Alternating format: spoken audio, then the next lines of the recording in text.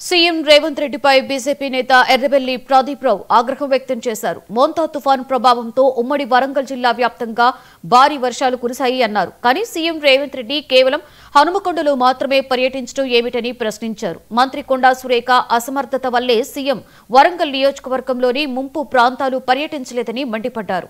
గతంలో శాసనసభ్యురాలుగా గెలిచిన సురేఖ వరంగల్ నగరాన్ని అభివృద్ధి చేస్తామని ఎన్నో మోసపూరిత మాటలు చెప్పారని గుర్తు చేశారు. అవి ఇప్పటికీ ప్రజలు మర్చిపోలేదన్నారు. ఎందుకంటే ముఖ్యమంత్రి స్వయాన మా మంత్రి ఎంబడి పోతరా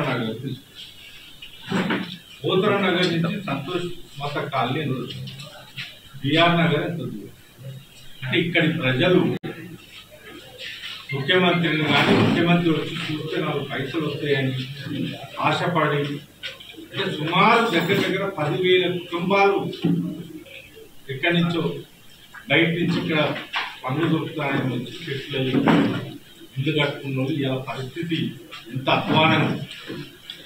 2003లో వరదలు వచ్చినప్పుడు మేము ఓట్లు వేసుకుంటున్నాం. నేను భారతీయ జనతా పార్టీ నుంచి తిరిగిన, కొండమురళి సురేఖ కాంగ్రెస్ పార్టీ నుండి తిరిగి.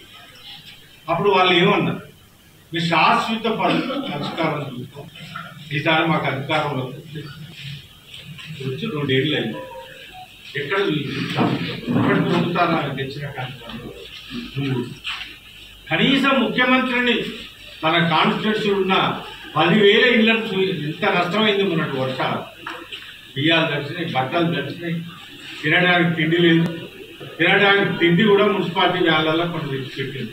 ఇంత దౌర్భాగ్యమైన పరిస్థితి వరంగల్ మీకు ఓటేసి రాష్ట్ర మంత్రివర్గంలో అవకాశం కల్పించింది. మీరు చేసేది ఇదేనా న్యాయం? మీ పర్సంటేజ్ల ఫోన్ 2000 పెట్టుకొని కాంప్రమైజ్ అవుతుంది. కానీ పక్క నుండి వరంగల్కు తీసుకురావడం